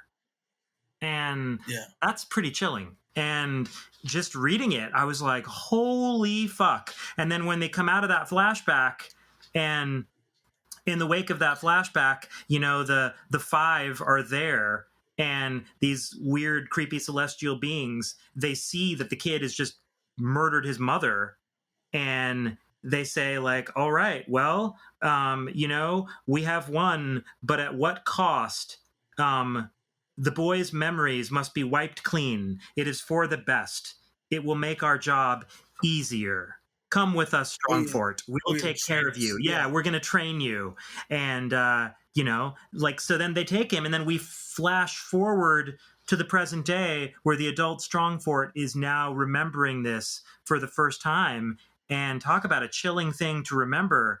But it also provides the opportunity for him to finally have his kind of his forgiveness moment for his father. And that was the other thing that they set up in the present day, is he had all this anger for his dad that he couldn't let go of. Yeah, because he called that his dad was a chump because he gave up being Mr. Monster.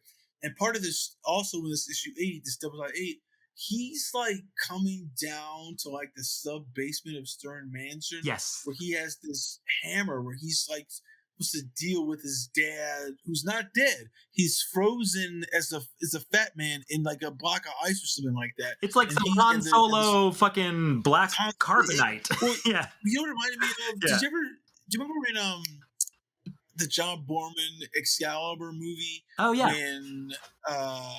When Merlin is put into the block of ice by Morgana, and then 20 years later, he's like, and Arthur's like pounding on Stonehenge. He's like, you let me go, and he breaks him out of the ice. Like I was like, oh, that totally reminded me. That's interesting.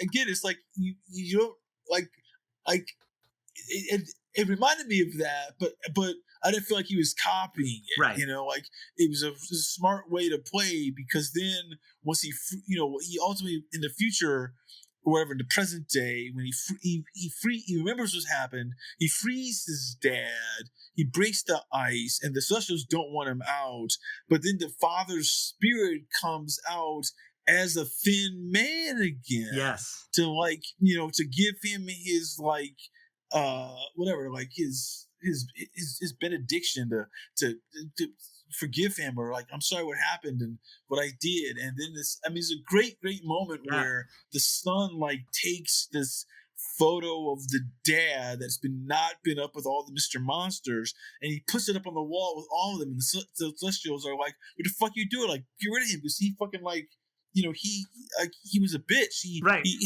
abandoned the shit. Yeah. It's just like, but the kid is like, no, he saved me. Yes, you made me remember, and you guys made me remember it wrong. Yes, exactly. So, that's it. That's the moment. I hate you for my dad. That was not true, and that was a really cool moment. And like, that's why yes, there's a lot of density in this story, but this final issue, like, really, really, like, makes it all like worthwhile. Oh, totally, totally, man. Yeah, because that's the moment I choked up, is when he put that picture on the wall, and he put it there sort of in this hall of heroes where all the Mr. Monsters throughout history are remembered, and his father was the one whose photo had not been allowed to be there, and he puts it up there, like, and this is an image of Mr. Monster that we've seen throughout the story, where he's holding the decapitated head of a monster that I think is the battle that we saw in the very first issue. So this image itself has some power, because it's been a recurring image we've seen multiple times throughout the story, which is in itself quite smart, that this, Gilbert was laying the groundwork with this integrated element of this particular image that he knew was going to be at this final emotional climax going to be put back on the wall. So that image holds extra power, I think, for that reason.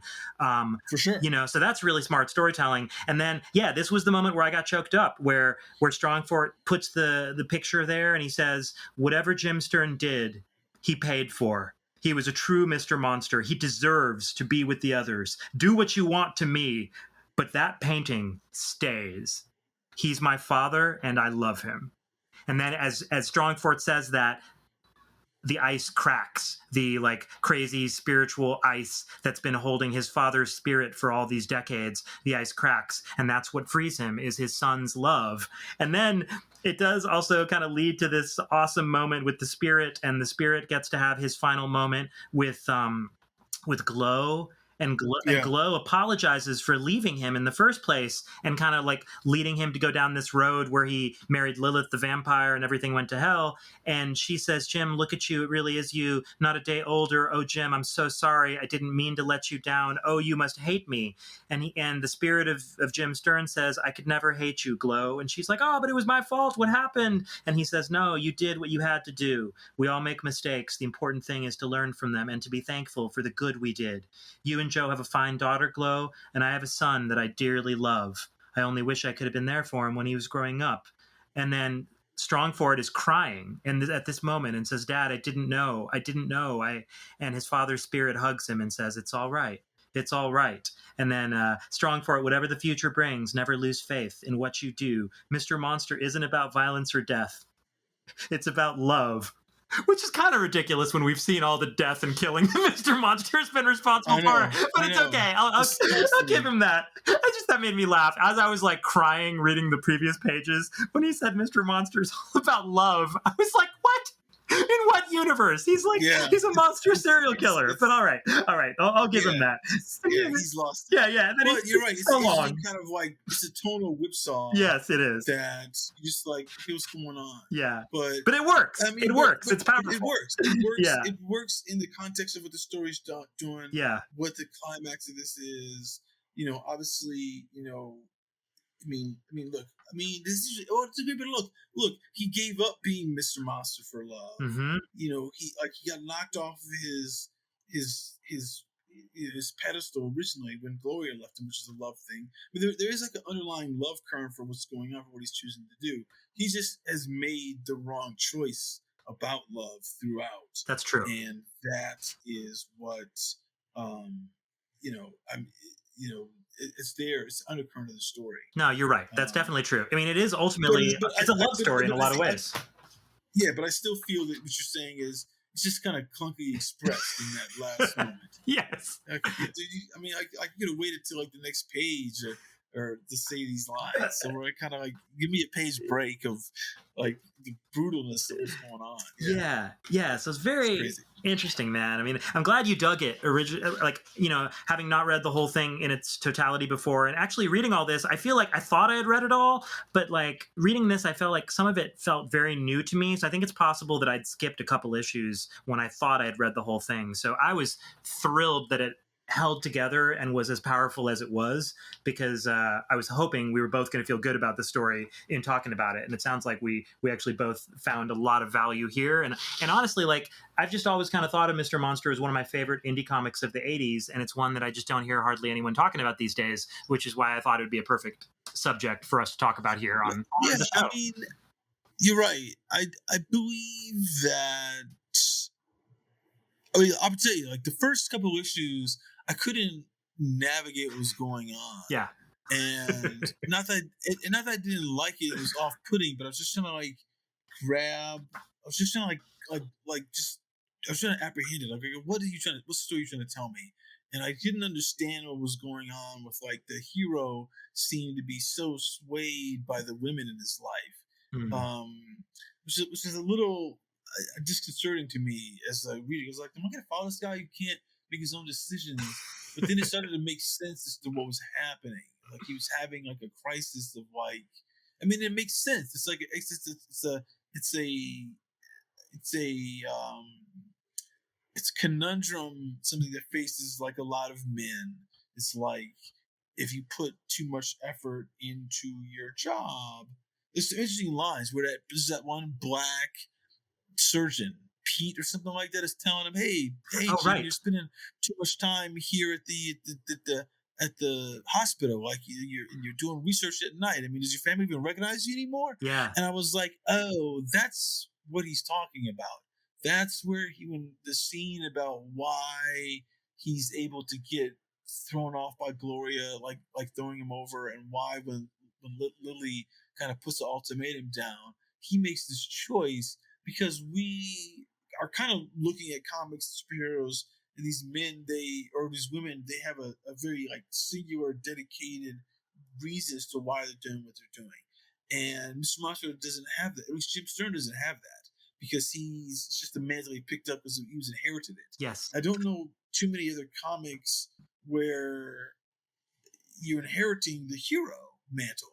I mean, like maybe that guy Connor Hawke, who was like the son of Oliver Queen. I don't know if you read those Green Arrow issues in like the late '90s or 2000s. It's actually like, you know, like my favorite Green Arrow run of all time. Oh wow, wait, who was writing and drawing that run? Chuck Dixon wrote it. And a guy named Rodolfo Damiaggio or something like that did the art. Shit, I don't think I ever read that. Yeah, I mean, look, some people don't like Chuck Dixon for whatever it is. I mean, some of his stuff is a little ham-fisted, or maybe he's got like some right-wing politics that's going on. But that run was about this guy, Connor Hawke, who was an illegitimate son of Oliver Queen.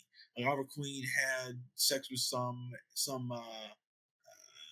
East Asian or South Asian woman at some ashram. And so Connor Hawke, he was, you know, he's half white, half Asian, and he's trained by this white guy named Eddie Friars, who's like an ex-CIA guy or ex-checkmate or something like that in the thing. And Connor Hawke is like a I don't know, like a teenager, late teen, maybe early 20s. He spent his whole life like living in an ashram, and Oliver Queen, in that moment in the comics, he's been killed. He got killed, and so he had to be Green Arrow. And it was this interesting kind of like study of a guy who's trying to live up to his father's reputation, but he never knew his father, and he has like a code of ethics that don't fit to what the guy Eddie Friars, who's a good friend of Oliver Queen's, like would do. So you have this interesting kind of battle of wills and East versus West, and you know, I don't know. It's this is my favorite Green Arrow like run. Maybe 2 years, maybe 3 years. But I think that's the only time I know where someone has inherited the like the superhero mantle, you know, without really any knowledge of the person who came before him. Huh, that's really interesting. Yeah, I think that what's interesting about the Mr. Monster legacy hero thing is I feel like, I'm not sure about this, but I feel like other legacy heroes that I was thinking of, like the Phantom or you know, even Zorro or characters like that, I think it was not something that was passed down in one family. I think it was more like, it was like a Dalai Lama kind of thing, where it's like, oh, a magical person is chosen each generation, and that person inherits the mantle. But in this case, I think, like, more to the point of what you're referring to, I think, is this is like the Stern family just passing down this hero mantle for many, many hundreds and hundreds of years. So this is all one lineage, one family, which is kind of ultimately what the story is pivoting on, is the origins of this family. And yeah, that is a unique aspect to this. And also what you said earlier, Chris, about just the relationship that the dad character has with women in general, playing such a huge role in his life. It's true. That's something that we don't see outside of, like, Peter Parker and maybe just a handful of superhero characters. It's not really something that you see play out to this extent in most heroic genre fiction, where in reality, it's true, in real life, the people you're in love with and the relationships you have obviously play a dramatic role on what you do in your life and the choices you make. And in real life, if you were a monster killer and a monster hunter, well, yeah, your partner is going to have a significant point of view on that. That's going to affect whether or not you can keep traveling the world killing monsters. Like, that's a big deal, you know. In real life, that's not an occupation that most partners would be cool with, you know. It's just not. But, I mean, but even to that point, it's like, I know that, you know, like Chow Yun Fat, right? The actor. Yeah. Like, his wife is his manager. So his wife was kind of dictates the roles that he would take. Or she would put herself in that position of the representative of like, you want my talent, you want my husband, you come through me. And it's very similar with Ennio Morricone. Like his wife was the one who would read the scripts and say, you should do this, don't do this movie, kind of thing. It's interesting, and who had this similar relationship? Like Federico Fellini had that with his wife. Like she was in some of his movies. It's interesting kind of. It's a relationship that you see, and these people, like, when you hear about stories, it's like, oh, he did this movie because like his wife said this, or and you go, what?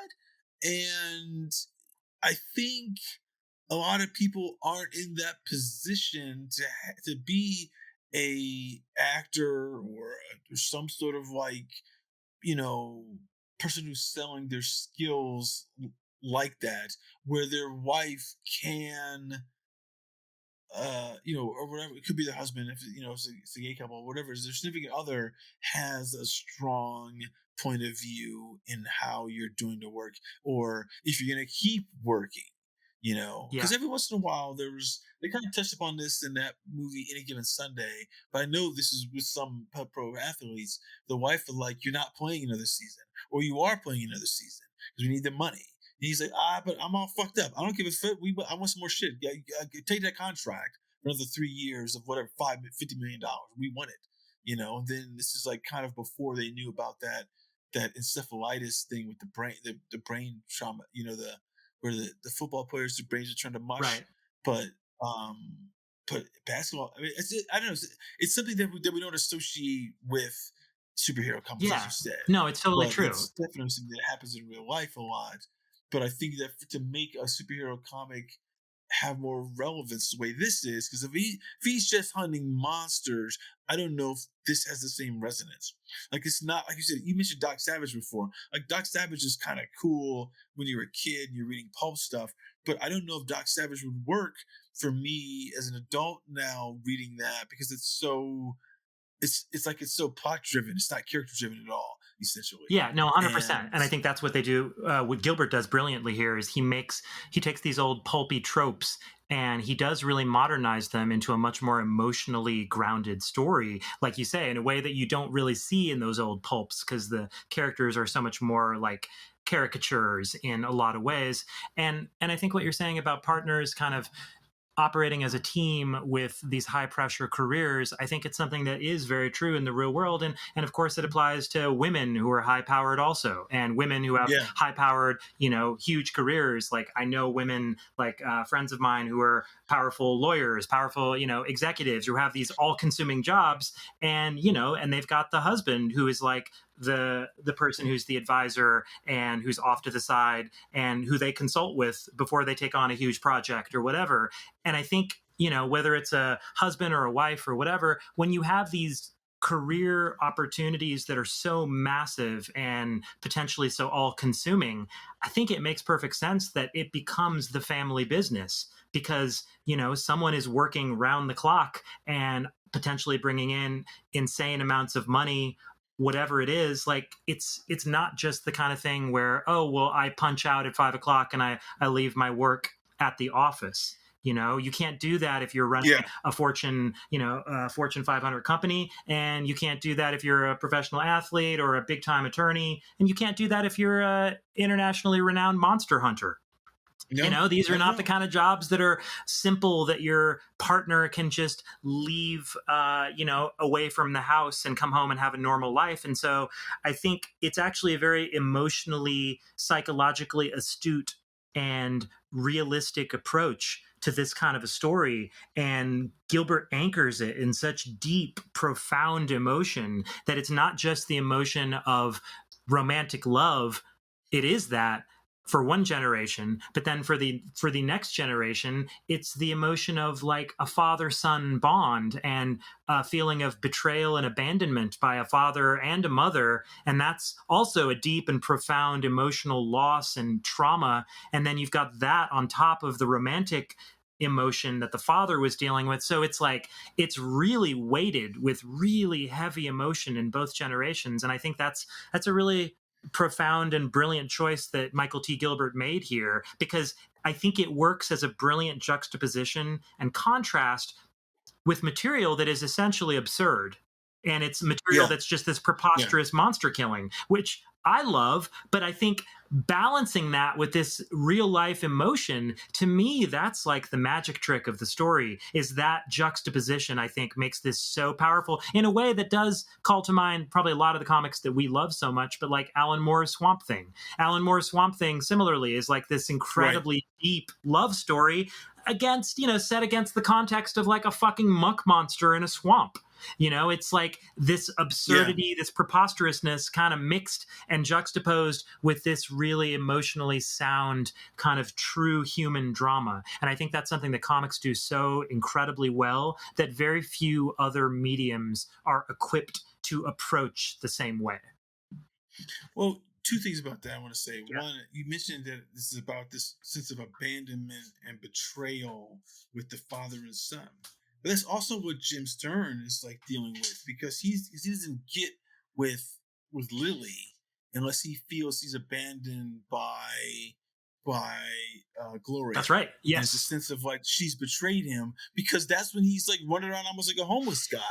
It's interesting you say there's other mediums that are equipped to play this type of, I hate to use the word melodrama, but I want to use the word melodrama in like the best sense of it. As it's kind of like those Douglas Sirk movies from like the 50s, oh, yeah. Written on the Wind and All the Heaven Allows, and things like that, where they're really, really, it's just like, it's like the situation is very slight, but the emotional play is like super strong. I can't remember this. I want to say it's like, there's one with like Rock Hudson and Jane Wyman. And like Jane Wyman, this feels like something that would be like The Crown is a perfect example of a fucking melodrama that's like played at high stakes acting wise, but it's not high stakes for anything in the story, because like it's just like in these Douglas Sirk films, it's one with Jane Wyman and Rock Hudson. It's like he plays a gardener and she plays this widower who's like in her early 50s, and he's like in his 30s, and he wants and she wants to fuck him and have this love affair. Skip the fact that he's gay in real life, but in like she's lonely, she wants someone, and she's battling with how's it gonna look in her suburb. Like, oh, you're fucking the gardener. What the fuck is that? Like, it's something that's out of a porno type of like storyline, but like Sirk crafts this strong emotional thing where everyone's breaking down and their emotions are fucking with them, and that's what this is doing in that same way. I mean, like in The Crown, it's the same way. Like, someone was telling me, why would you watch it? I was like, why do I watch The Crown? Like, there's nothing at stake for them. Like, oh, she, like the what's his name, Prince Philip is like, I don't get to fly an airplane or some shit like that. And it's been a whole episode like they're arguing if he can fly an airplane and not get Parliament mad at him. And there's no emotional. What does it matter? Yeah, right. But they played it so high stakes, like what it means to them personally, that you get sucked into what's happening. And that's what I think he's able to do in this. I think that's what Michael T. Gibbons are doing this. I think that's what you're talking about, like that level of like there's a pitch of emotion that comics can do in a different way than these other mediums. Yeah, because obviously it's like what the dialogue is saying here. I don't think it would work if someone's actually saying it. Yeah, I think that's true. And then difference between if you're reading it like in a novel is that we're seeing these people's like facial expressions, the way it's drawn, so it's adding like a visual context to what's happening to their emotions, and I could put someone in silhouette or turn, like there's stagings, there's cinematic conventions that I can use in this to help me tell it that would be in a novel. Yeah, that's totally true. No, yeah, it's everything you're saying I agree with. And then also, as we both know from working in Hollywood and writing screenplays and dealing with executives and companies and studios and all these people, I think there's a real hesitancy in Hollywood to delve too far into things that are considered absurd or melodrama or fantastical or wacky. And so I think you just simply wouldn't get a vision this idiosyncratic and this just out there in most movies or TV, even today, because there's just still so many levels of gatekeepers in terms of the notes you're going to get. And the notes you're going to get constantly are going to be like, oh, we need to make this more grounded. We need to make this more realistic. We need to make this less out there, less comic booky, blah, blah, blah. And I think it's with very rare exception that you get to see kind of an unfiltered, raw representation of this kind of juxtaposition, I think, that we're talking about in other mediums. Like maybe something like the Sin City film comes close to approaching it, because the Sin City film has a stylization and kind of a go for broke nature to it. Whether you like the Sin City comic book or film or not, it's hard to argue that it's not an accurate representation of what Miller was doing. But there's no way that the Sin City film would have been made with that level of fidelity to the original wacky subject matter if Frank Miller hadn't been literally co-directing it and involved that closely with Robert Rodriguez. You know, the average filmmaker takes that story and they're like, okay, we're going to make a movie out of this now. And they suck out all the stuff that works visually and narratively.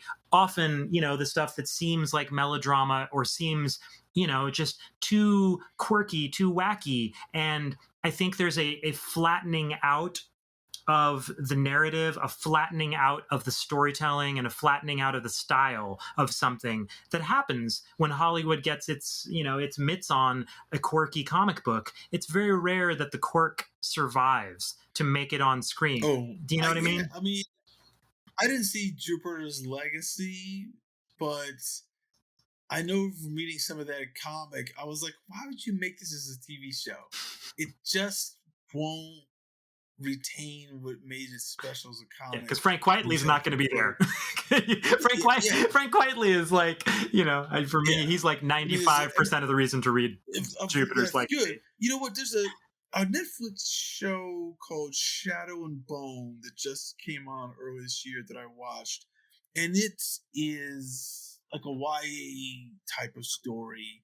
It's Eric Heiser. It's his first thing he did. Oh, cool. I think they got produced after Arrival, right? Yeah, he's a really good writer. He's the Oscar nominated, or he wins for Arrival? I think he was nominated. Yeah. And that's high melodrama. It's a love triangle story. You know, between it's like it's like a poor girl and a poor guy gets sucked into something. She realizes she's part of the elite, and this elite guy wants her, and that's kind of the core of it. But it plays out with like this magic and this bizarre world of like, if you could put magic into like the Crimean War type of like style, is like that level of the Russian history. Oh, wow. But push it up with some magic, like and different types of magic and some other kind of interesting kind of like sorcerer type plays and some other fantastical stuff that you were talking about. That's what I thought that show did that really well. That's why I was compelled to watch it, because it's pretty high end with the magic. It's even more than like, I mean, not the magic, but with the melodrama compared to like even Hunger Games or something like that. But oh damn, that sounds dope. I've heard a couple people talk about that show. It's really, I mean, like, the worst thing about that show for people, it didn't bother me because I love shit like this, is that it does so much world building in the first episode, and it doesn't teach you what's happening. You have to infer it by the story, you know. So it's a very challenging thing. Like the magic is not called magic, and it's called something else, and I can't remember what it's called. And it's like, and there's the names of people who are magic users. They're called Grisha. They're not even called magic users. It's like, you know, and you're using terms. There's all this terminology that is interesting, probably cool to have read, and it's like, oh, if you shipped all that out and just called it like, oh, he's a magic user and she can throw fire and she can like a healer and stuff like that. They're not called that. They have different terms that the author created, and that Heiser was able to convince the people at Netflix, we can't change this. And the audience, if they'll stay through that first episode, they'll be able to pick it up by osmosis. And that was a very tough gamble, but I think it paid off because I thought it was a really good 8 episodes. Oh shit! Okay, I'm really curious. I'm going to watch this now. You've got me super curious to see this. That sounds dope. It's curious. It sounds really dope. Like, because my thing is, I was like, Arrival is one of my favorite screenplays in the last 5 or 6 years. Me So, too. like on the page, fucking masterpiece. On the page, it's just like, fuck, who wrote this thing? Incredible. It's an amazing script, and it doesn't really tell you about like Eric Heiser's ability to story. I mean, like you look at his previous work and you wouldn't know that this guy did this, Arrival, and then so you realize that he's operating at a level where people will trust him to do difficult subject matter with, and his first gambles with Shadow and Bone, and they're doing a second season. So apparently they did it well enough for Netflix to feel comfortable. Oh, good for him, man. I'm really happy to hear that. I actually met Eric Heiser once. After Arrival came out, I just happened to be going into my local comic book shop here in Pasadena. Shout out to Collector's Paradise. And Eric Heiser happened to be there on a Wednesday when I was popping in to grab new comics. And he was doing a signing for the comic that he wrote for Valiant a few years ago. It was called Secret Weapons. And I had a nice little chat with him. I was just like, oh, hey, what's up, man? I'm a screenwriter too. Fucking loved Arrival. It was so good. And there was like, very few people there getting book signed. So he had time to chat with me. We chatted for a while. Super nice cat. And like, I got to gush all about Arrival to him. And yeah, man, I'm a big fan. So I'm definitely going to check out Shadow and Bone. And that actually reminds me, I should mention that I, in fact, met Michael T. Gilbert, to bring this back to Mr. Monster. I met him the first time I went to the San Diego Comic-Con, probably like, I don't know, like 15, 20 years ago. And is he still alive? I believe so. Yeah, I believe so. And he did a good amount of other work here and there. Maybe not a good amount, but he did some random work here and there. Although Mr. Monster is like the thing that he is best remembered for by far. He did a series prior to Mr. Monster called The Wraith. WRAITH, The Wraith. And the Wraith was kind of a quirky, weird character. And I don't think I read too much of it. I've got some Wraith, some comics or some things he appeared in, but I don't quite know what the character was all about. But that was immediately prior to Mr. Monster. And then after Mr. Monster, which at the time, again, was, I think, a fairly beloved series. And just even looking in the letter column of Mr. Monster, you see a number of comic book luminaries like Dennis Kitchen, publisher of Kitchen Sink Press, and various other, like, some pretty big names or respected names from the world of comics were writing letters to Mr. Monster. And we mentioned Alan Moore before being a fan. It was a really well-regarded book.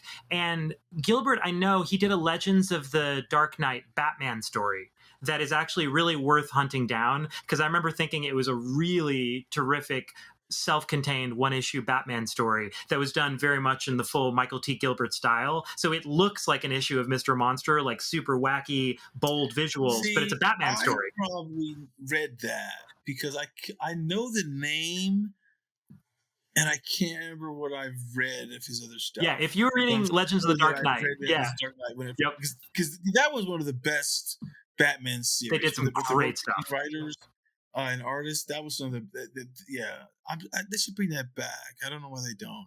I guess the Batman Black and White took over that, and they don't do anything anymore. I think that became the prestige Batman book for the high end creators. Yeah, but there was so many good Legends of the Dark Knight little mini arcs. Oh, there were some great ones. Of those.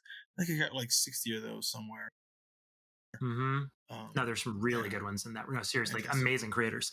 But Michael T. Gilbert, my memory of meeting him is that he was a sweetheart of a guy, really nice, super humble dude. And I remember I was fascinated at the time because this was back when I still very much wanted to be a comic book artist. And I was talking to him about what he used for his inking tools. And he had the pen that he used for inking with him there at San Diego. And I can't remember if he did a sketch for me or if he just signed a book for me or whatever. But the pen he used for inking, it was like a very simple kind of a Pentel fountain pen marker, essentially. And it was like this fountain pen that he just kind of was carrying with him.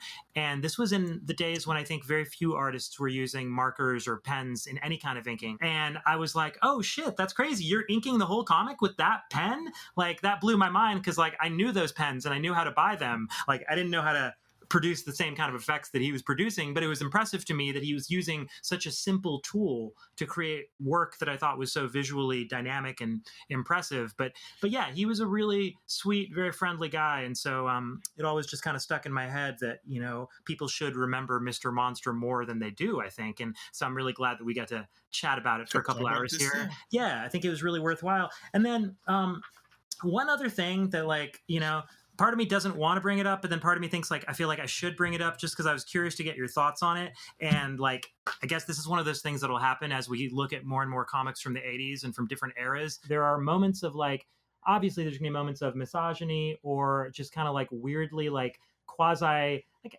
again, I don't know if I want to say racist, but just like odd moments where I'm just like, whoa, that wouldn't happen today. So I was just curious to ask you, like, how hard did you bump on issue 3 when the cops who like save the older Mr. Monster use the N-word as they're like talking about how that older Mr. Monster, you know, Jim Stearn, he got attacked and got his back broken by this monster because he was heeding a call of distress from a young black girl whose grandmother was getting assaulted by a monster. And then when the cops show up there and they like save Mr. Monster, now these are the same cops that we later find out might in fact be demons, which makes it even weirder in a way that they use the N-word. So if they're like, no, because they're bad actors if they're demons, so it's okay that they're so they're acting. Okay, so then not saying not acting, but they're bad personas, you know. So but it still shocked me. Yeah, I thought it was shocking. Yes, it shocked me. I was like, well, because at that time you read it and don't know that they're demons. Actually, because I read issue 3 like 2 weeks ago, and I read the rest of it this week. So I maybe at least 7 days between. So I kind of forgot that. But when you bring it up, I was like, yeah, that shocked me. Then I was like, well, cops in the 40s. I mean, that's what they're gonna say, right? Yeah. Because the thing is, he later on has that guy Pete who works at the hospital with Jim, who's a black guy who's actually portrayed in a very, you know, positive light. Very much. You know, he's not like a black savior or whatever, but he's trying to like help Stearn. He's like telling him you're fucking up and like you're, you know, like you have a heart attack, you're too fat, and you know, all this kind of shit. Yes, he's very good at fascinating little scene. Yeah, and I was kind of like, oh, this is a black guy talking to him like this. I was like, oh, that's a weird choice for a white artist in the mid 80s to use a black guy, not as particularly if you call someone an N-word like 3 issues earlier. I was like, oh, yeah. Because you realize it's like the time frame for when the N-word, like within the logic of the book, the time logic of the book, it's maybe only like 5 or 6 years have passed since that shooting, and now, and this black guy is not considered like a janitor, and he's like has some position of station, and he's respected by Jim Stearn. So it kind of feels like cops are cops. Cops don't like black people, you know. Yeah, that's interesting. And okay, that I'm glad to ask you and to hear what you thought about that, because just looking back, it was actually the end of issue number 2. I'm realizing the very end of issue 2, and it's both cops. Like both of the cops use the N-word in talking about how they're surprised that Mr. Monster was risking himself to save this particular woman. And it's, it's shocking. That's your job to protect people. You're calling them. You're like use the worst racial slur. What kind of interested me though was, and maybe he wouldn't do this, but there's no mention in anyone in the letter column was writing him, was calling me to ask about that. Yeah, I was looking for that. Say anything? Yeah, It's no, like, no, nobody said anything. dude, I had the same reaction. I was so looking for that because there was this one letter column where this one letter writer wrote in this epic, super long letter. Oh, I know. It was two like issues? 3 pages Yeah. in the book. I was like, this guy wrote a long fucking No. thing. Like, It was 9 so columns you're going to give. Totally. It was Yeah. a fucking 3-page letter. I was like, all right, this guy is really going in deep. Surely he's going to mention the bizarre use of the N-word twice in issue 2. Nope. Like, I was like, Nope. what the fuck? I don't know. Yeah, so that's really just, that stuck out at me, and I was like, Jesus Christ, that's an odd decision, but it definitely, you know, shows you how different the times are. There's no way that gets published today by anyone. And I am curious, though, because one last thing we should mention is that Michael T. Gilbert put out a collection of Origins, and it's out of print now. I'm lucky, I have a copy somewhere, although I can't find it at the moment, but I know I have a copy of it somewhere. It's out of print, and it's like $75 on Amazon last I checked. But it was put out by Graffiti Designs, who mainly was like a t-shirt company as far as I knew, but they put out but they did do some comic reprints. Yeah, they did some reprints too. And so Mr. Monster was one of them, Mr. Monster Origins. They reprinted it, and I remember Gilbert saying that he used the opportunity to go back and tighten up the story and make some changes, because he said there were some things that had always bothered him about the story as it was published, and that he was under deadline pressure, et cetera, and that years later he wanted to change some things for like the final collection. So now that we've read this, I'm really curious to go back and read that paperback and just see what he changed, and I'm especially curious to see if he changed the dialogue of those 2 cops. He changed what those cops say? Yeah, I'd be curious. I'd be really curious. Yeah, you let me know that. I will definitely let you know. I totally want to hear that story. Okay, well, I guess that's this week's episode of Comics Rot Your Brain. Tune in next week for more updates. Yeah. Not more updates, I'm not saying, but for the next series we're gonna be talking about. What that might be could be a variety of things. Yeah, could be concrete, could be Camelot 3000, could be a question. Yep. So there's a lot of things that are coming up. There's a lot on the table. Yeah, there's Grendel. So there's a lot we can talk about. We'll see. We'll see what we're talking about. There's a lot of dope old comics. Yeah, for sure. All right, everyone. Cool. We're signing off. Thank you, Chris, and thank you, everyone. Thank you. All right.